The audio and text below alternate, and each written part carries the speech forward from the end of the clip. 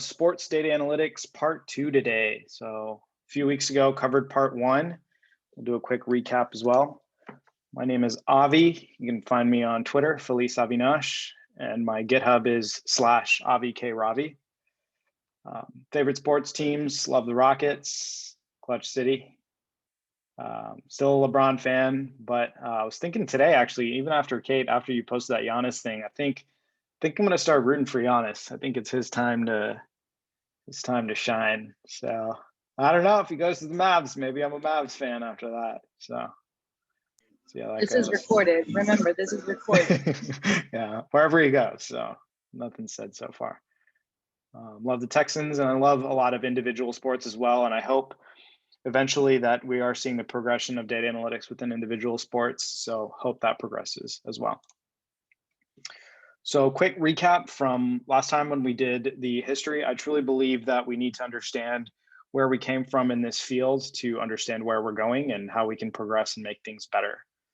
So started in 1861, it was the first documented form of sports data analytics, and we can probably guess that it was in baseball.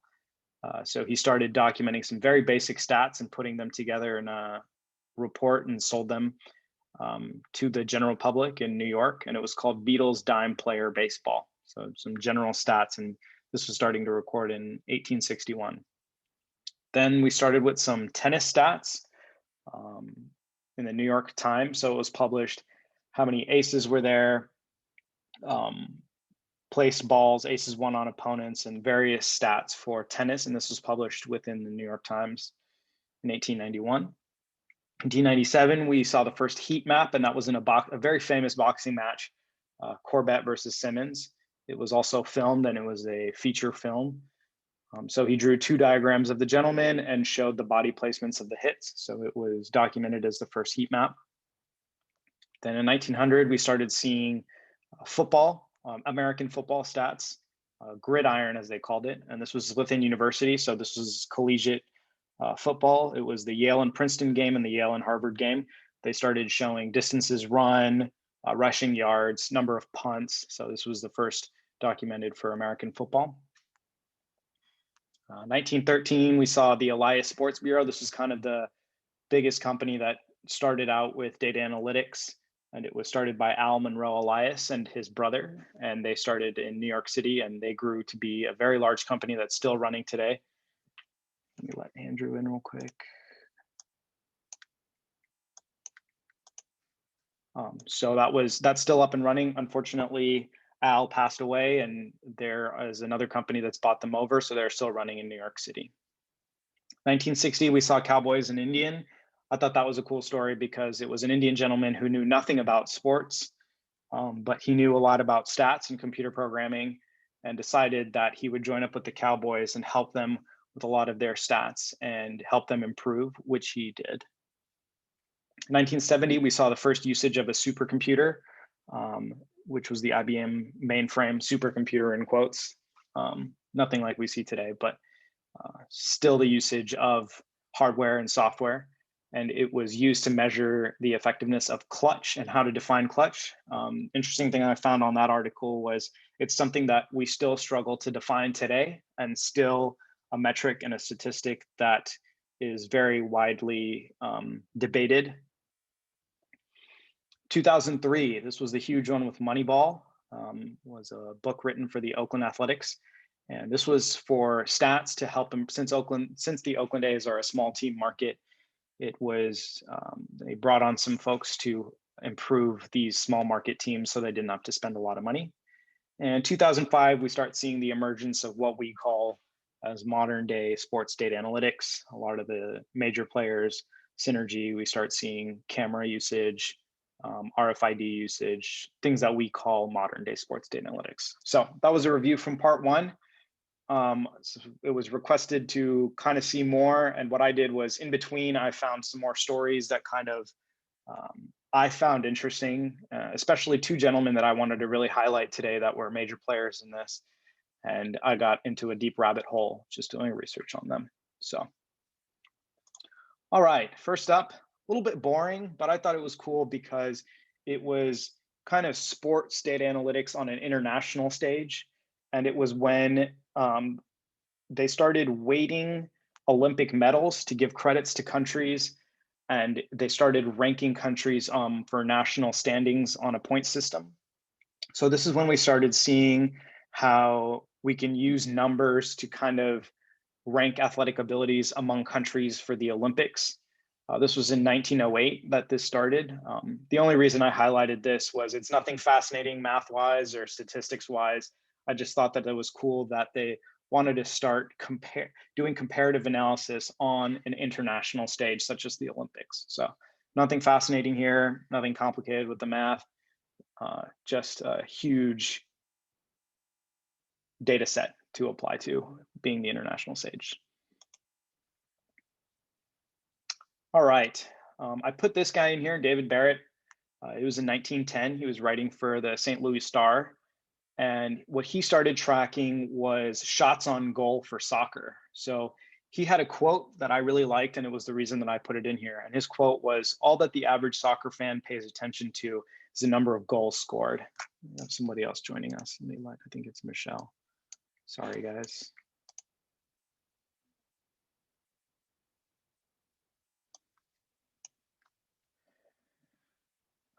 Okay, Michelle's just joining us.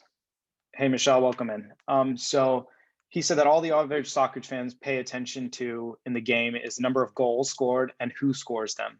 So what he wanted to do was put a focus on other things. And I think this applies a lot to what we look at today in sports data analytics. We look at off-ball statistics a lot, which helps coaches understand what's happening off the ball, because as fans, we tend to just pay attention to the action as opposed to what's happening on screens, what's happening on the other side of the field, things like that. So I thought this was very applicable. And he wrote an article about it in the St. Louis Star, and it was applied to soccer. So he started tracking various things such as shots, shots on goal, defense metrics, things like that as well. So nothing mind-blowing, nothing fascinating statistics-wise, but just a mentality that I liked. So this guy has to probably be my favorite, and I think he was, in my opinion, the most innovative person that I've seen within sports data analytics for his time. I think he really pushed the needle forward, and he really wanted to test what he could do. So his name was, sorry, I'm going to pull up my notes for this guy because he did quite a lot actually here. So his name was Lloyd Lowell Messersmith. I'm sorry, strange name, but that is his name. So he was very ahead of his time. And the cool thing that he did too was he had 3 daughters, and he brought his daughters in to help him write various papers, academic papers, things like that on specifically basketball, but he later also developed statistics and metrics for football as well. So this gentleman is the first recorded usage of electrical apparatus, and what he wanted to track was distances and measuring distances. So he got, pardon my language, he got a lot of shit for it initially because people were really doubting the technology and they were doubting the accuracy of it. So there's a lot of academic papers that just question his data accuracy, how he measured things. And so he had to prove a lot as far as how his electrical equipment was working and to measure a variety of things. So I have a short trivia question here. Andrew, I'm going to put you on the spot since you put me on the spot last year. I don't know if you're tuned in right now. So you claim to play basketball. So let's let you guess. So we have 3 positions here that he was measuring. He was measuring the center, the guard, and the forward. So if you were to guess for the center, the guard, and the forward, how far do you think at that time in 1931, do you think each of these 3 positions ran in a full game?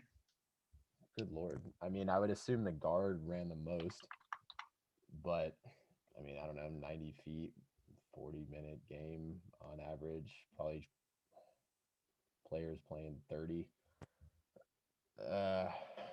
I mean, I'd say the average guard's probably, I mean, I'm just pulling this out of my ass, but 1,500 meters maybe, or 15, yeah, 1,500 feet maybe. And forwards 1250, center 1,000. I mean, I truly don't know. I would rank guards 1, forwards 2, centers 3 though. Nice. Yeah, they were all surprisingly relatively close to each other. So nothing, not a crazy standard deviation away from each other. So the centers on average ran 3.44 miles is what he measured. The guards ran 3.33 miles and the forwards ran 3.28 miles. So I thought he has a lot of work. I just focused on his paper called Distance Traversed because I thought it was the first usage of hardware and electrical equipment to start tracking basketball distances. And he was looking at those while other people were only looking at points and assists and things like that. He was starting to track other metrics that he thought would be useful. So I highly recommend. I'll be posting some stuff on him as well in the Slack. I think he has some great academic papers as well, if anybody's interested in looking at it. I thought it was cool that he brought his daughters in as well, who are fascinated in basketball, and he wrote some papers as well with them. So I really wanted to highlight this guy. I got into a deep rabbit hole looking at him.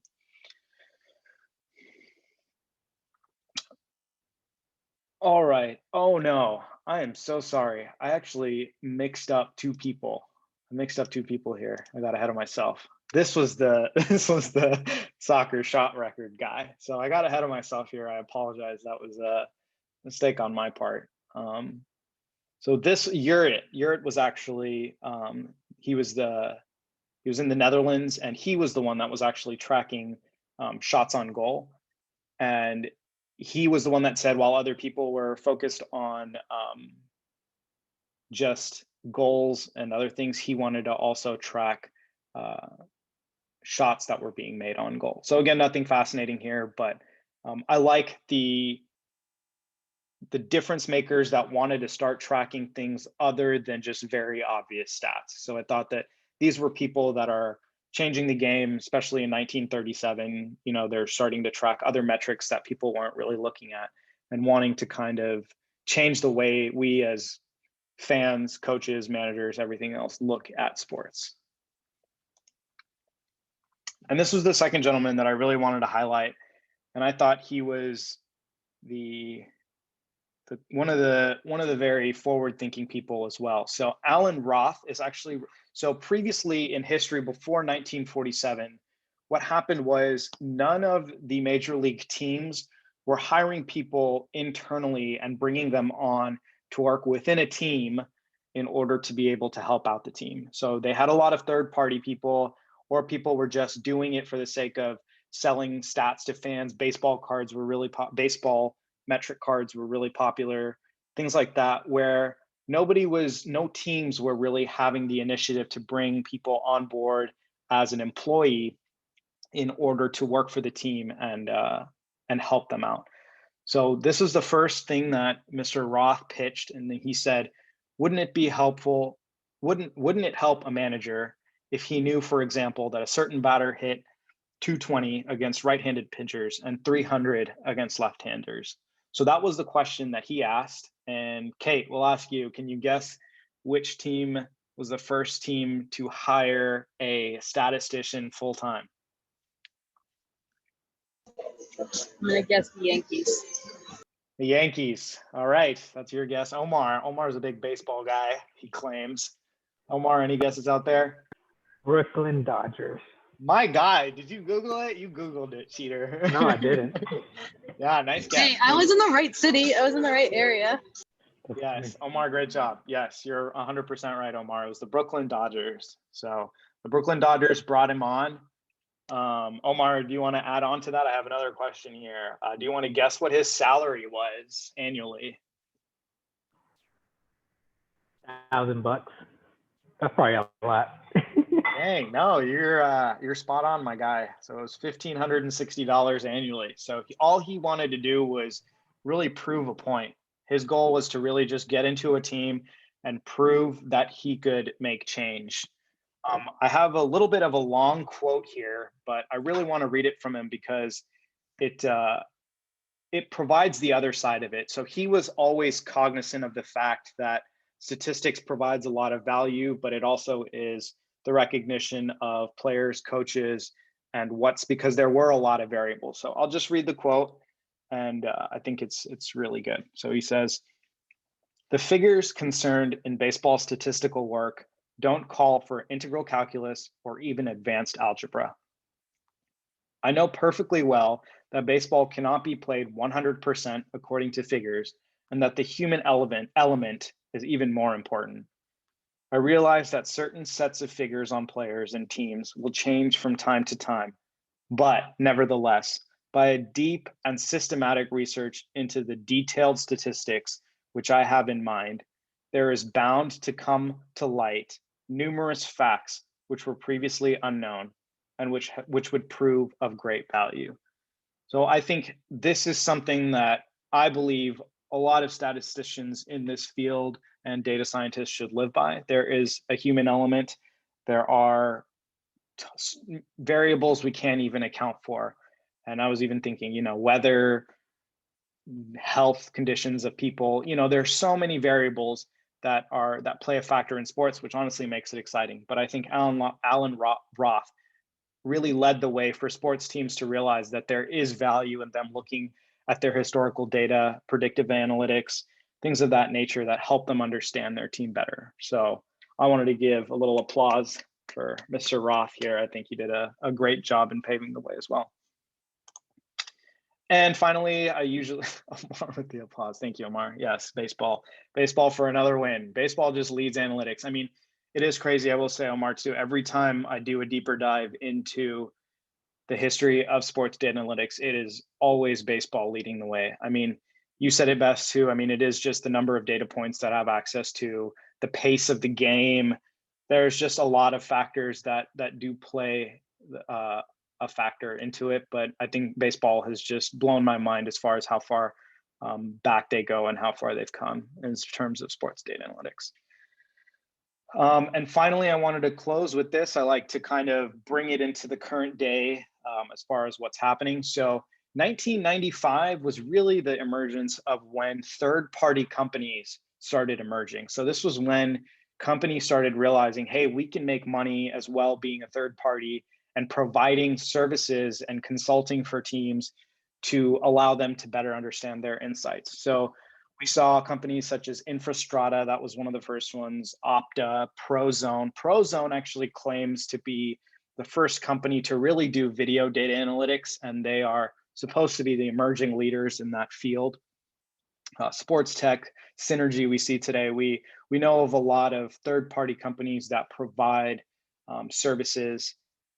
And the big one was they all claim to change the way fans and teams see sports. That's been their big motto in a lot of things, and I think that is accurate. And I think there has been done a lot in those 10 years from 1995 to 2005, as far as the emergence of third-party companies coming into factor and playing a role in sports data analytics. So. Yeah, guys, that's what I had for part 2. So I apologize for that soccer mishap. I got my two guys mixed up here.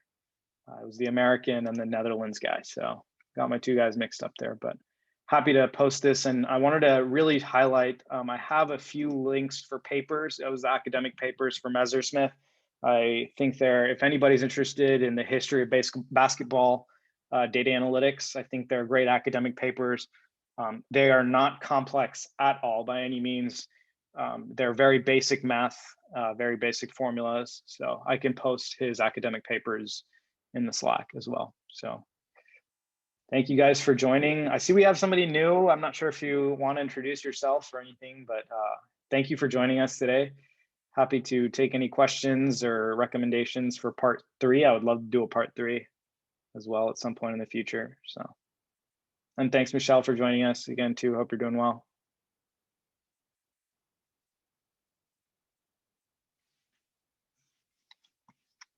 Nobody? How did I do today? Good job, Avi. Good job. You're great. Thanks so much. Great job. Thanks, guys. Yeah, I'll post the presentation in the Slack. Anybody's interested. Yeah, that's all I had. Thanks for joining, guys. Ta-ta, bye-bye. Bye, Michelle. Thanks for the thumbs up. See ya.